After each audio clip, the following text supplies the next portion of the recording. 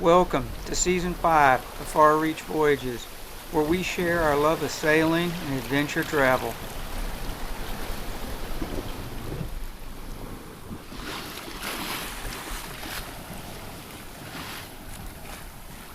If you watch Season 5, Episodes 1 through 4 detailing the voyage from North Carolina to the Virgin Islands, you can see how different it was than when sailing home. The voyage home is far more comfortable. It's fairly benign for the most part, far less motion, easier on the boat and the crew. Maybe not as exciting to watch, but certainly more joyful and comfortable to experience.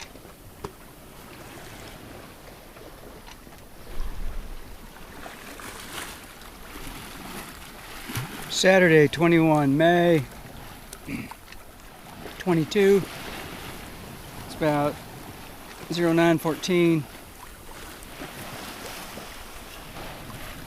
We did okay yesterday. It wasn't a great run, and the wind didn't really start until the afternoon. We only made 95 miles, but that's better than the 3 days before where we were just drifting and only averaging about 60 a day. We've just about cleared the Abacos. They're that way about 40 miles, I guess.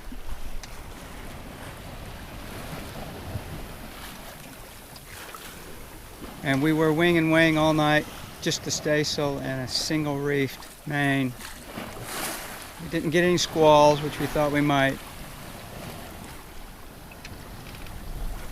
So the weather forecast this morning, basically I have two options. I could go west, try to enter the Gulf Stream near Cape Canaveral, and then ride it north, but it's a lot further. It's about 630 miles to go that way. And they're calling for some squalls and thunderstorms in the Gulf Stream.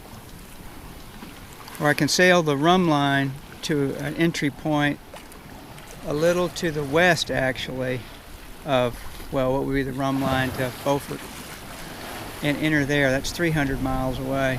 And then I ride the Gulf Stream there for about 100 miles, and then jump off and go north into Beaufort. That's about 520 miles. So shorter by 120-ish miles, I think. There's not supposed to be any thunderstorms or squalls on the Rum Line, but the wind may be lighter, and that could be a problem. I'd like to keep my speed up. There's supposed to be a big front coming into the East Coast in North Carolina on Friday. I don't exactly know what that means. It could just mean thunderstorms and squalls, or it could mean something, Well, I think that's probably what it means. So I'm not going to get stressed over that and try to race to get ahead of some thunderstorms and squalls. We just deal with that.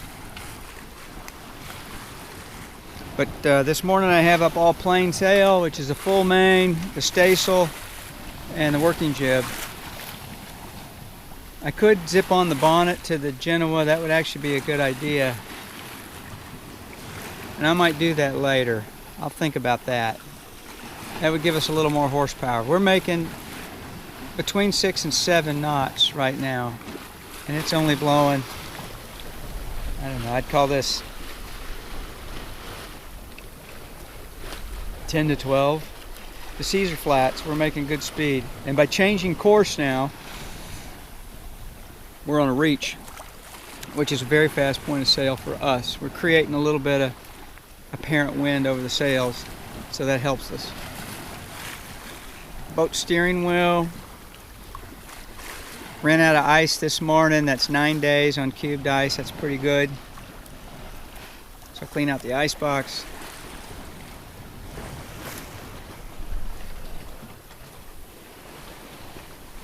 And do a little boat maintenance, I think. Just cleaning up the boat.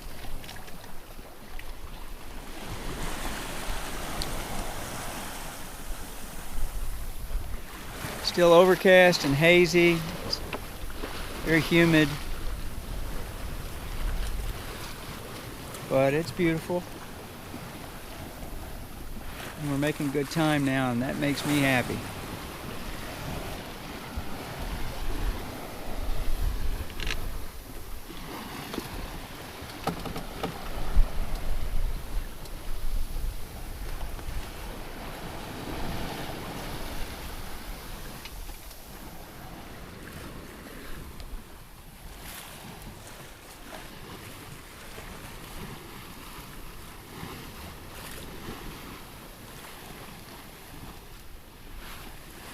It's 21 May, about 16:20 in the afternoon. And we've been on a tearing reach since about 10 this morning when the wind finally picked up. We've been running under all plain sail, making between 7 and 8 knots. Seas are still pretty flat. And just ripping along.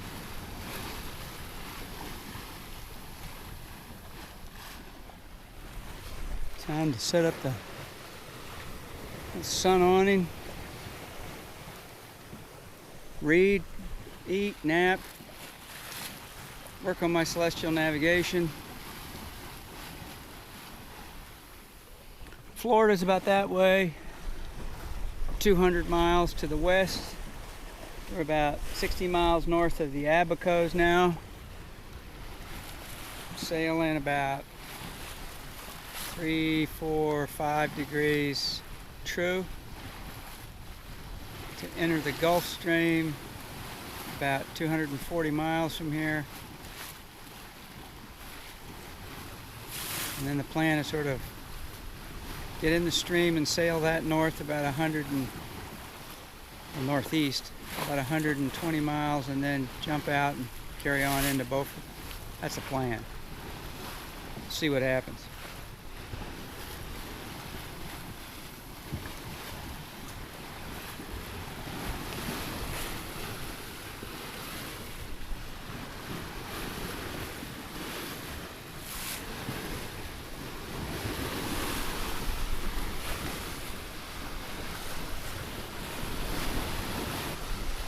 I don't know how long this is going to last. We're at about 27 degrees, 42 minutes north, I think. And Chris Parker, the weather forecaster, thought that we would run out of air by the time we hit 28 north. So we're going to slow down. How much, I don't know. The wind is mostly out of the east. Maybe a little south of east, which is good for us. It's a fast reach. And I think if the wind goes southeast and slows down, we're going to slow down.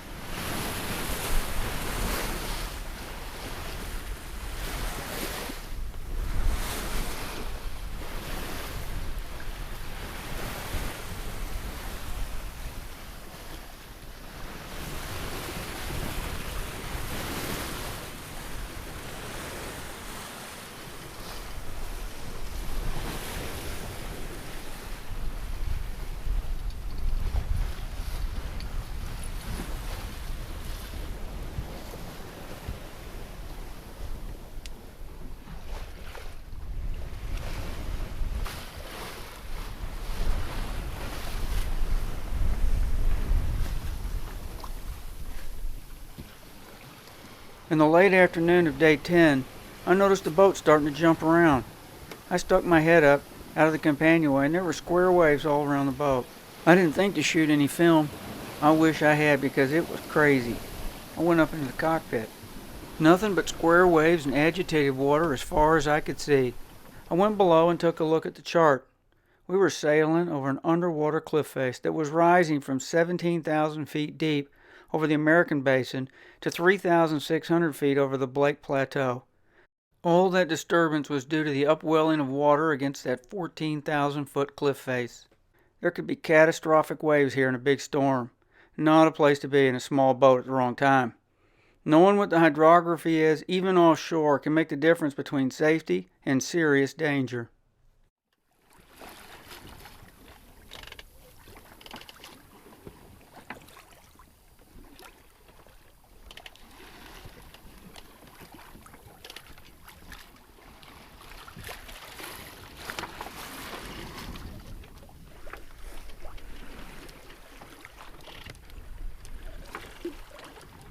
22 May 22, about 06:30. We're at almost 29 north and almost 77 west. Made 145 miles in the last 24, and we lost our wind late last night with almost nothing.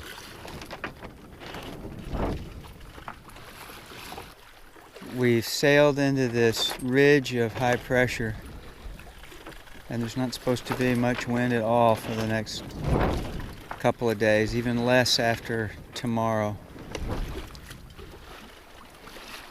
When I woke up this morning, we were making about 2.5 knots, maybe 3.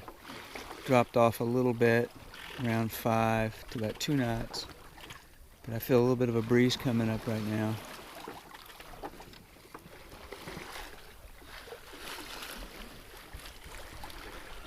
Anyway, it's a beautiful morning. Florida's that way about 200 miles. The Avocos are behind us about 120, I think. Our Gulf Stream entry point is that way about 170 miles, I think. So we've got about 400 miles to go. I'm not sure about that. I have to check.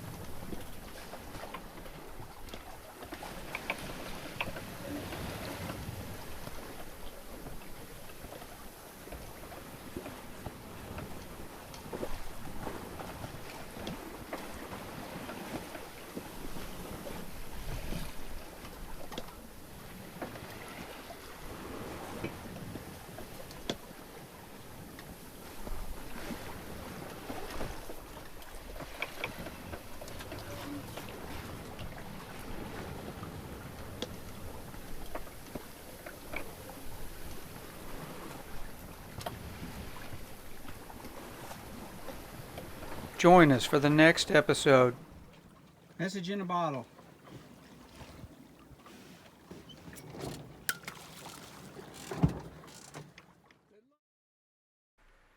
If you enjoyed this episode of Far Reach Voyages, let us know in the comments. Also, consider liking and subscribing, as it tells us you would like to see more videos and it helps the channel grow. See you in the next episode.